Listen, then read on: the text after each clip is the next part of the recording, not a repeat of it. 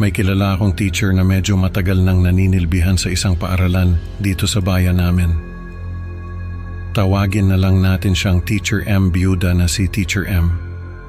Namatay yung asawa niya dahil sa isang aksidente.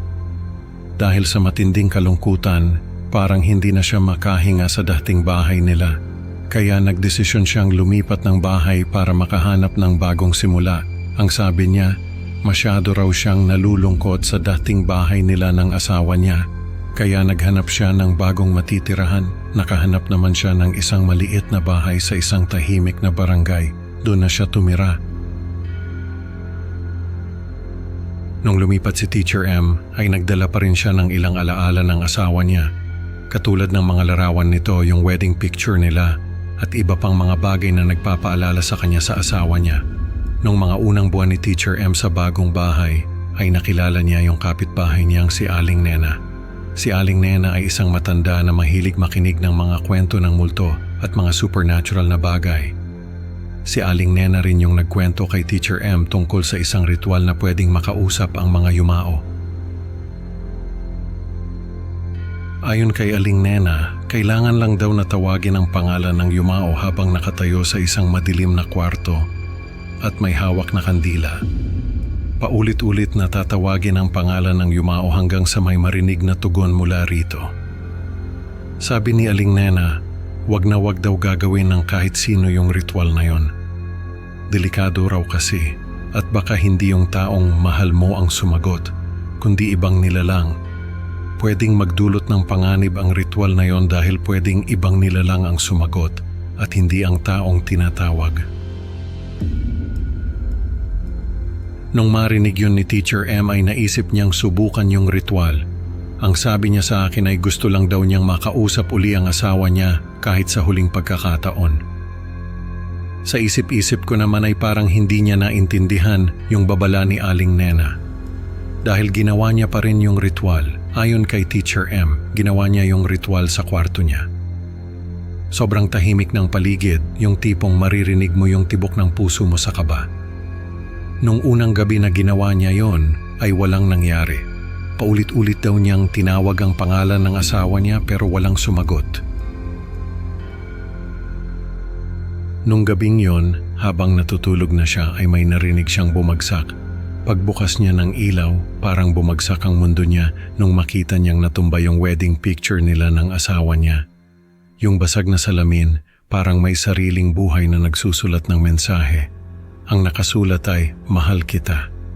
Kinabahan daw si Teacher M pero sa isip niya ay baka raw ang asawa niya ang nagsulat noon sa salamin. Kinabukasan ay inayos niya yung wedding picture nila at pinalitan ng salamin. Nung gabing yun ay tinawag niya uli yung pangalan ng asawa niya. Nung mga sumunod na araw ay may naamoy siyang paboritong pagkain ng asawa niya. Nagulat siya kasi mag-isa lang siya sa bahay pero naamoy niya yon. Nung gabing yon ay tinawag uli niya yung pangalan ng asawa niya. Habang natutulog siya ay narinig niya yung mga yapak sa pasilyo. Nagulat siya kasi wala namang tao sa bahay niya. Paglabas niya sa pasilyo ay wala naman siyang nakita. Nung mga sumunod na araw ay nagsimula na siyang makakita ng mga bagay na nagbigay sa kanya ng pag-asa na baka bumabalik na yung asawa niya. Katulad ng mga bulaklak na bigla na lang niyang makikita sa mesa, mga mensahe na nakasulat sa salamin, at mga alaala ng asawa niya na bigla na lang niyang makikita sa kung saan. Pero nagsimula rin siyang makaranas ng mga nakakatakot na pangyayari. Katulad ng isang beses na nakita niya yung laruan ng asawa niya noong bata pa ito. Nagulat siya kasi ayon kay Teacher M ay hindi niya naman dinala sa bagong bahay niya yung mga laruan ng asawa niya. Nung makita niya yon ay nagsimula na siyang kabahan. Sinabi niya kay Aling Nena yung mga nangyayari sa bahay niya. Sabi ni Aling Nena ay delikado raw ang ginagawa niya. Pwedeng hindi ang asawa niya ang kausap niya. Pwedeng isang multo na nagpapanggap lang na ito ay ang asawa niya at yun ang mas nakakatakot kasi hindi mo alam kung ano talaga ang intensyon nito. Nagdesisyon si Teacher M na tigilan na yung ritual at wag nang pansinin yung multo na nagpaparamdam sa kanya. Pero hindi tumigil yung multo sa pagpaparamdam. Sa halip ay lalo pa itong naging agresibo. Lagi siyang nakakarinig ng mga boses at mga yapak sa bahay. Lagi rin siyang nakakakita ng mga bagay na hindi naman dapat naroon. Hanggang sa isang araw ay nakatanggap siya ng tawag mula sa kapatid ng asawa niya. Ang sabi ng kapatid ng asawa niya ay nawawala raw yung bote na pinaglalagyan ng espiritu ng lolo ng asawa niya. Nagulat si Teacher M sa narinig niya. Nung tanungin niya kung ano ibig sabihin ng kapatid ng asawa niya, ay nalaman niyang yung lolo pala ng asawa niya ay isang mambabarang. Matagal na raw itong kinatatakutan sa kanilang angkan dahil sa mga ginawa nito nung nabubuhay pa. Bago ito namatay ay ikinulong sa isang bote ang espiritu nito. Nung mamatay yung asawa ni Teacher M, ay ibinigay sa kanya yung bote na pinaglalagyan ng espiritu ng lolo nito. Pero dahil sa sobrang kalungkutan, ay nakalimutan na niya ang tungkol doon. Nung malaman niya yung tungkol doon ay naisip niya na baka yung espiritu ng lolo ng asawa niya ang nagpaparamdam sa kanya. At hindi ang asawa niya, baka rin ito ang dahilan kung bakit hindi niya makontak ang asawa niya. Dahil may masamang espiritu na nagkukubli sa bahay niya.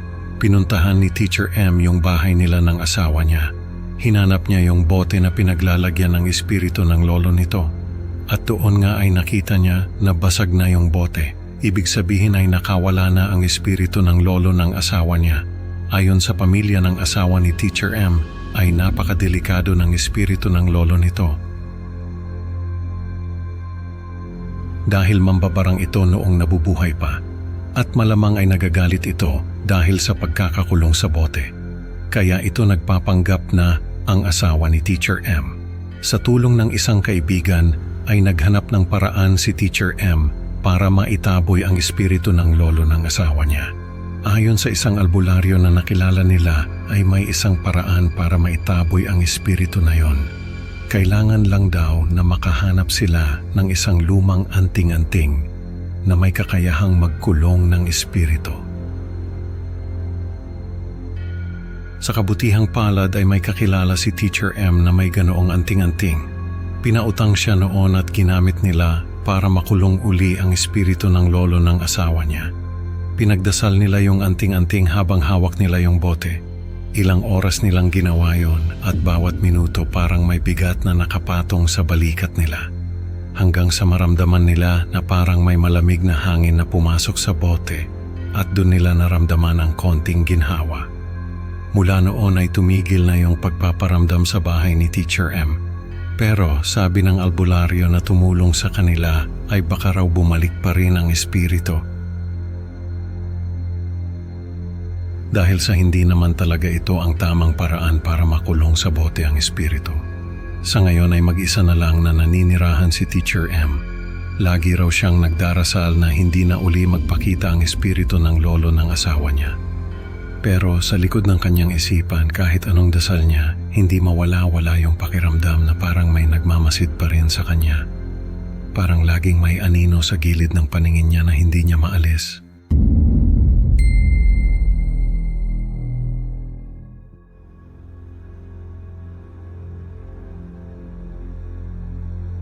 Doon ako tumutuloy kapag umuwi ako sa amin. Sa labas ng bahay ni Lola ay may waiting shed kapag gabi ay may mga kabataan na tumatambay doon. Sabi ni Lola ay huwag daw akong lalabas ng gabi. Kapag daw narinig ko na may mga kabataan na tumatambay sa waiting shed ay huwag ko raw silang pansinin.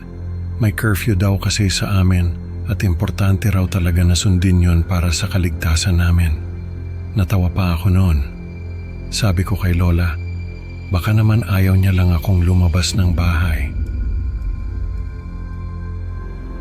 Alam ko kasi na may mga babala noon sa amin na kapag gabi ay may lumalabas na aswang.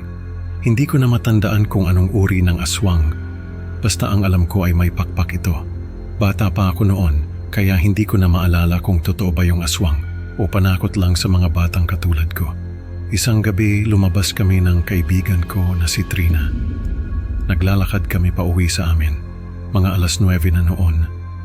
Malayo pa lang kami sa bahay ay narinig na namin yung tunog ng aswang. Ang sabi ni Trina ay sa dating pok ng kasiyahan daw galing ang tunog. Pagdating namin sa bahay ay nagtipon-tipon yung mga tao sa barangay hall. Sabi ni Kapitan ay nakita raw ng mga pulis na may lumilipad na kung ano sa dating pok ng kasiyahan. Doon na nagsimula yung curfew. 10:00 ng gabi ay dapat nasa loob na ng bahay ang mga tao. Naramdaman ko rin yung takot na naramdaman ng mga tao sa amin. May posibilidad na may aswang na naman sa amin, lalo na kapag gabi at madilim na ang lahat. May nawala na naman na bata sa amin. Sabi ng mga magulang ay naglalaro lang daw sa labas yung anak nila. Hindi nila namalayan na wala na pala ito sa labas. Ang hinala ng mga tao ay kinuha ng aswang yung bata at dinala sa dating pok ng kasiyahan. Hindi na naman ako nakatiis. Lumabas ako ng 10:00 ng gabi. Sabi ni Lola ay huwag na huwag daw akong lalabas. Pero hindi ko siya sinunod kasi sobrang nag-aalala ako para sa bata. Baka sakaling makita ko siya. Naglakad ako papunta sa dating pok ng kasiyahan. Habang naglalakad ako ay narinig ko yung tunog ng aswang. Parang may malamig na hangin na dumaan sa batok ko. Napatigil ako. Sinundan ko yung tunog. Nasa itaas pala ako ng puno. Nakatingala ako at hinahanap ko yung aswang.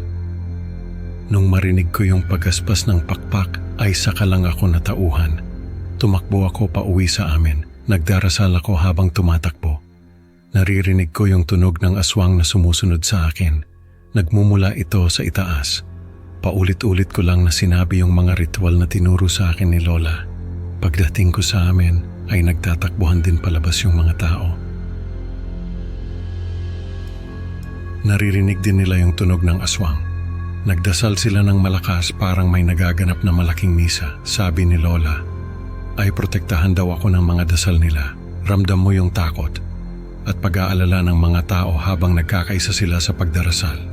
Kinabukasan ay nalaman ko na may mga tao pala na nagbantay sa paligid ng bahay namin. Pero wala silang nakita na lumilipad na aswang. Hanggang ngayon, parang usok na lang na naglaho yung bata at hindi na natagpuan. Nagising naman ako na walang sugat sa katawan. Pero yung bata ay hindi na talaga natagpuan. Hanggang ngayon ay naaalala ko pa rin yung tunog ng aswang na yon. Sa tuwing naaalala ko yon ay kinikilabutan ako. Parang bumabalik yung takot na naramdaman ko nung gabi na yon. Para bang kahit saan ako magpunta may anino ng aswang na sumusunod sa akin. Hindi ko alam kung bakit sa dinami-dami ng bahay sa amin ay sa bahay pa namin sumunod yung aswang na yon. Siguro ay may kinalaman sa akin. Pero nagpapasalamat ako dahil sa mga dasal ng mga kapitbahay namin ay hindi ako nagalaw ng aswang na yon.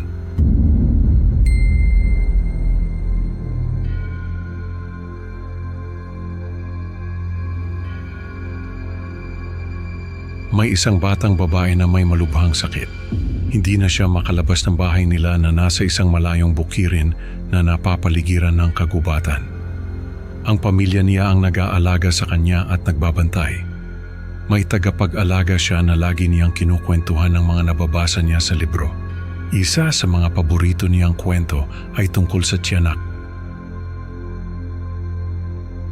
Isang gabi may kumatok sa pinto nila. Sobrang lakas ng ulan noon. May pumasok na lalaki na hindi nila kilala. Sabi ng lalaki, kamag-anak daw nila siya kaya naman hindi na sila nagdalawang isip na papasukin siya. Kailangan lang daw niyang makisilong dahil sa lakas ng ulan. Pinapasok nila ito. Nagpakilala ang lalaki na si Tito Jober. Habang kumakain ay kinukwentuhan ni Tito Jober ang pamilya ng batang babae tungkol sa tiyanak. Sabi niya, ang tiyanak daw ay isang sanggol na hindi napinyagan, kaya raw ito nagiging mabangis. Iniwan daw ng mga magulang sa kagubatan para mamatay, pero sa halip na mamatay, nagiging tiyanak na naglalagalag sa dilim. Naghahanap ng mga magulang na nag-abandona sa kanila. Natakot ang batang babae sa kwento ni Tito Jober, lalo na at naririnig niya ang pagbuhos ng ulan sa labas. Sa mga sumunod na araw ay palaging bumibisita si Tito Jobert sa kanila. palagi rin itong may bagong kwento tungkol sa tiyanak. Sa bawat kwento ni Tito Jobert ay palala ng palala ang ginagawa ng tiyanak. Parang alam ni Tito Jobert kung ano ang kinatatakutan ng batang babae, yung mga kwento niya para bang salamin ng mga takot at pangarap ng bata. Kaya naman, kahit nakakatakot, parang may koneksyon sa kalagayan niya. Pero kahit na ganoon ay natututo ng maraming bagay ang batang babae kay Tito Jobert. Nagiging malapit na rin sila sa isa't isa.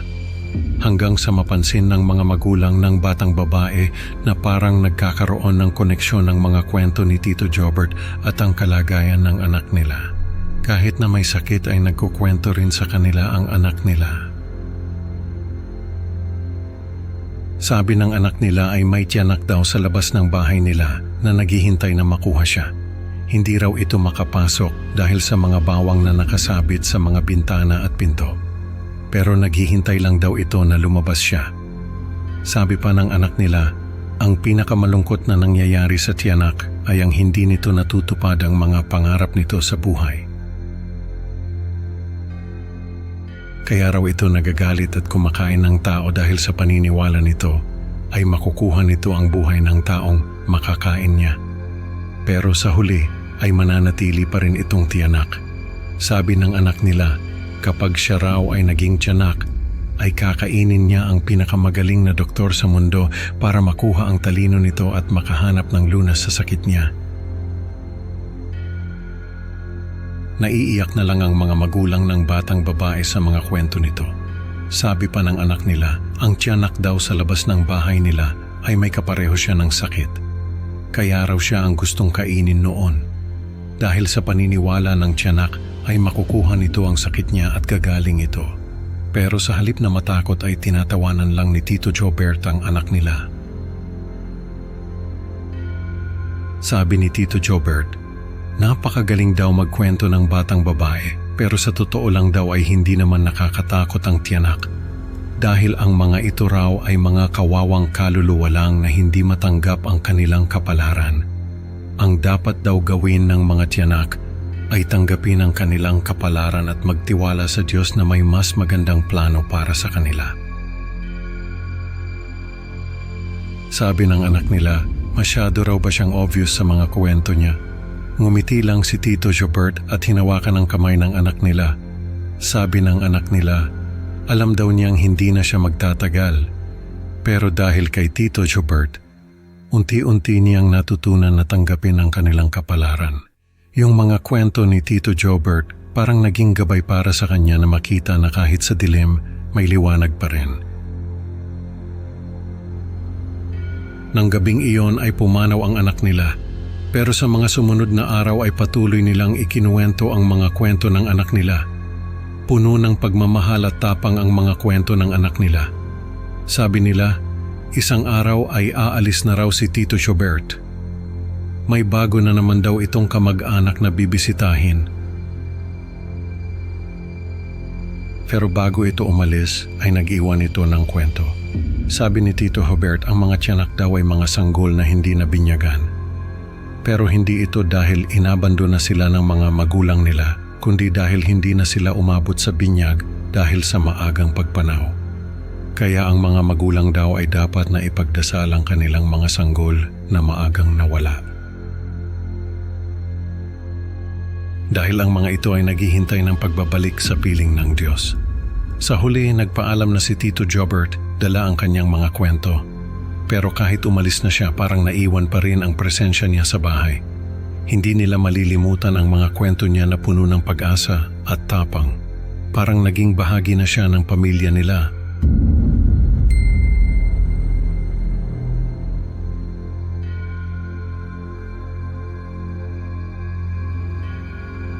Ako po si Jomar, 25 years old.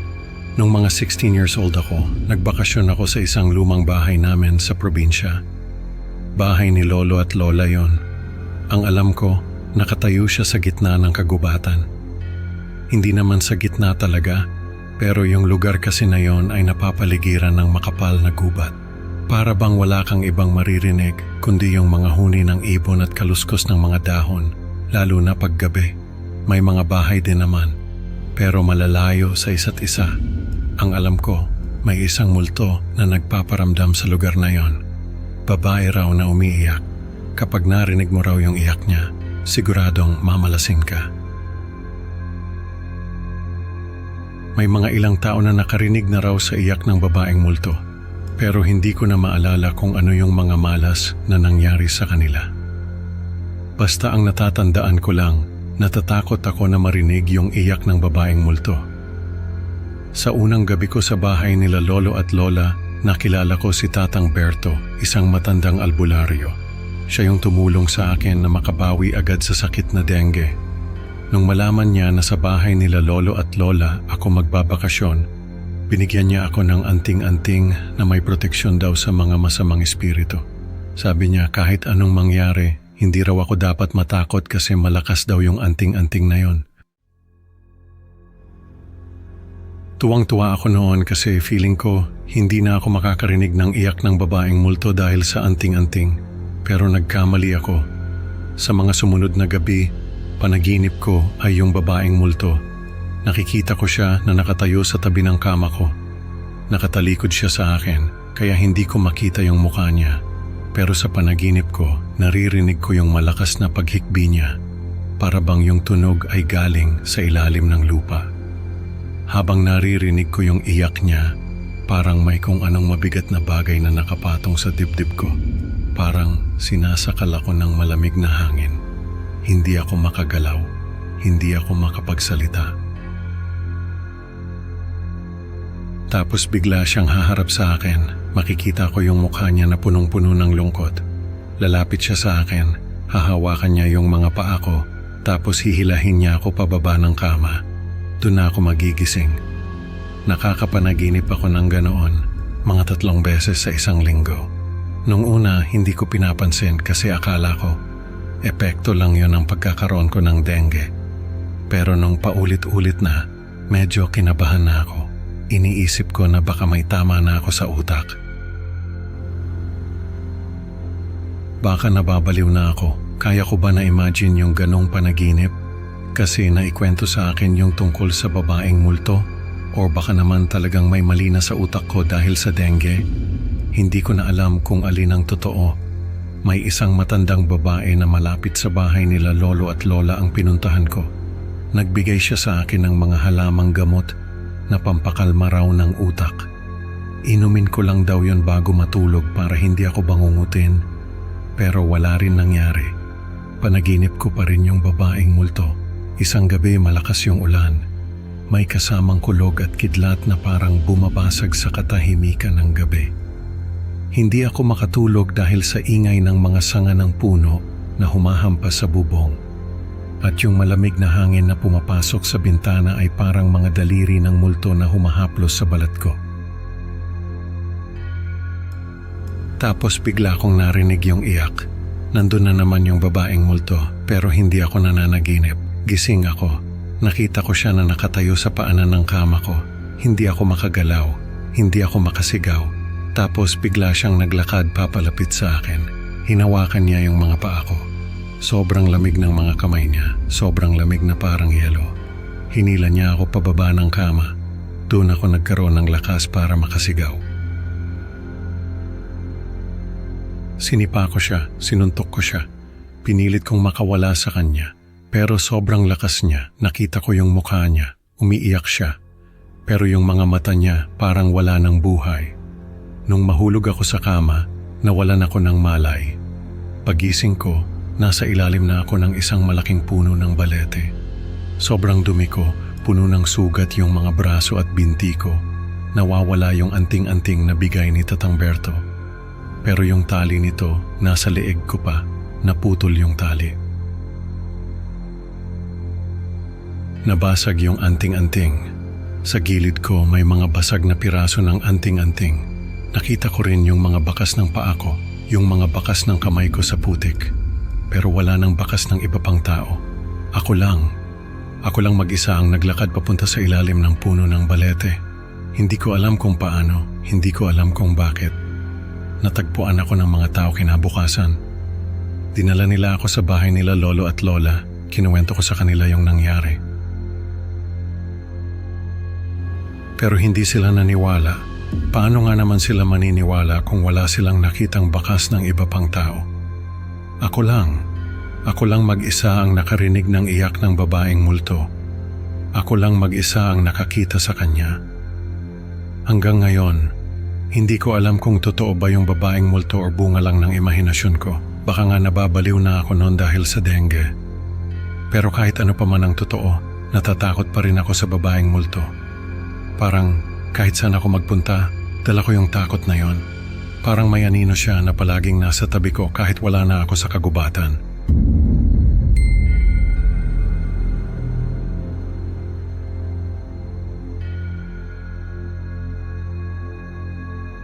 Ang pangalan ko ay Tantan. Bata pa ako ay may karanasan akong masasabi kong nakatakot sa akin, pero sa iba ay baka may matutunan pa sila. Dati akong nakatira sa isang malayong baryo sa kabundukan. Nung bata pa ako, ay may hilig na talaga ako sa sining. Mahilig akong magpinta, mag-ukit, basta lahat ng may kinalaman sa art ay gusto kong gawin. Ang problema, yung mga taga-baryo namin ay hindi gusto yung mga gawa ko.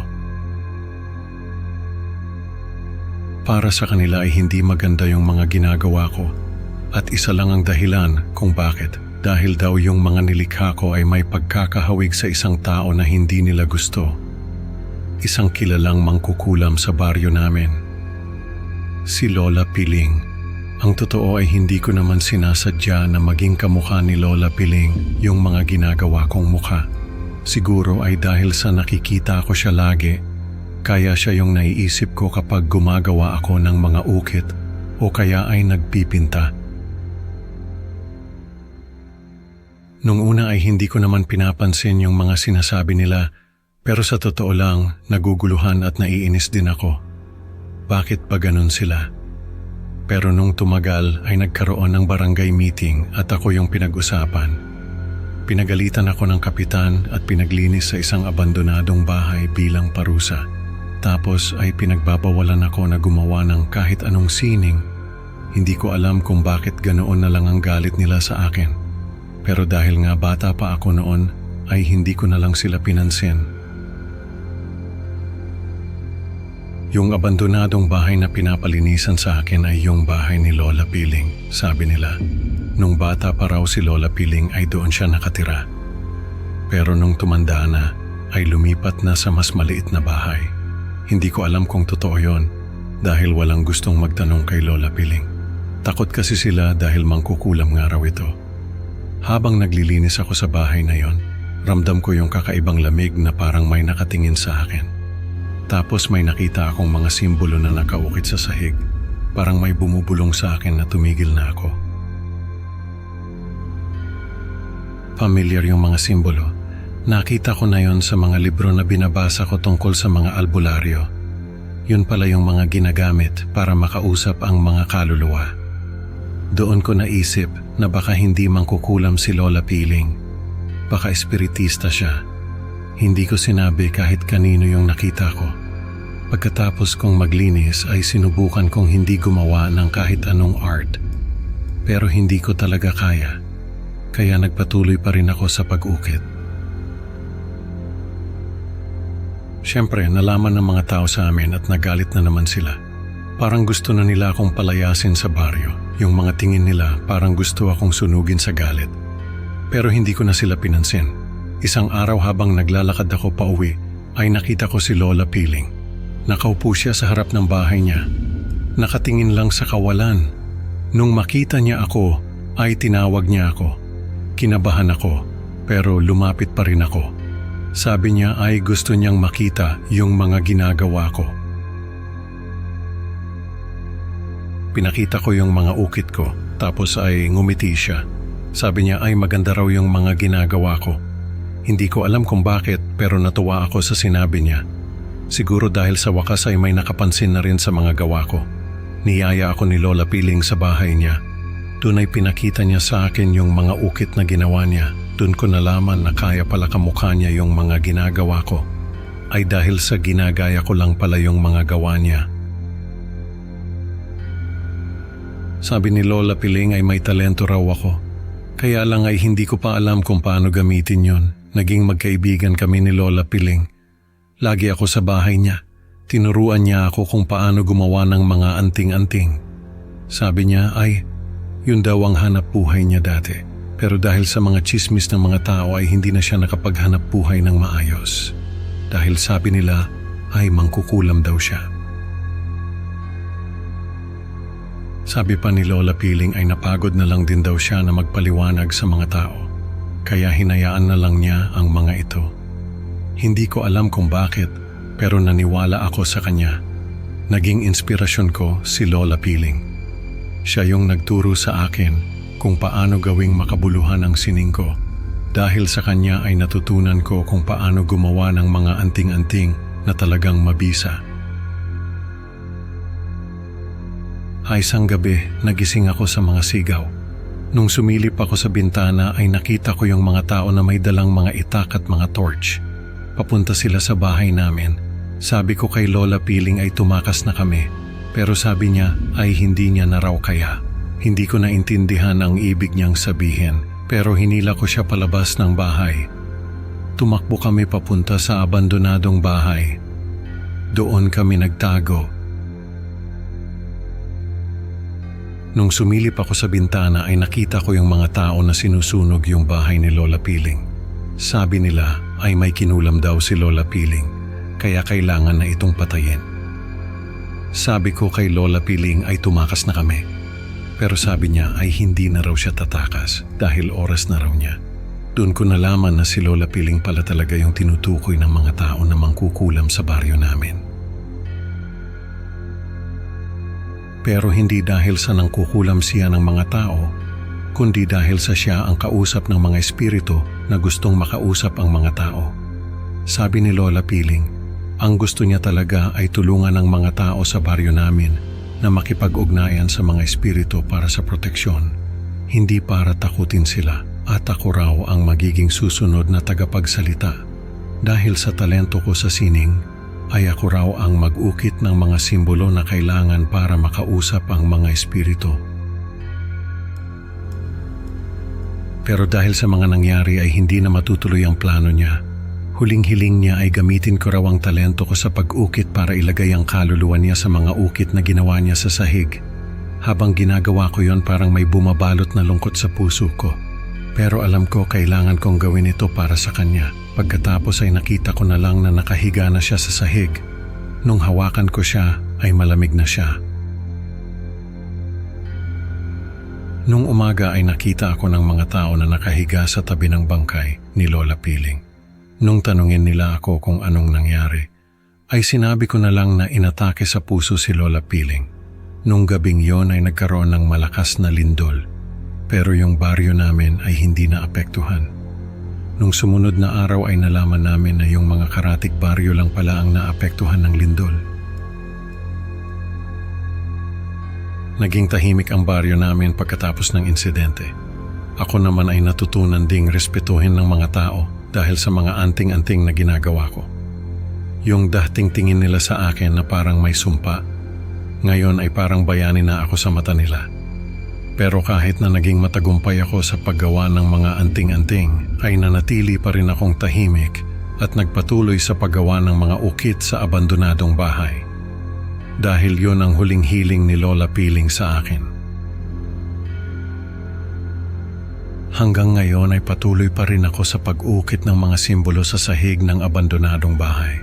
Para sa akin, hindi lang ito tungkol sa sining, kundi sa pangakong iniwan ni Lola Piling sa akin.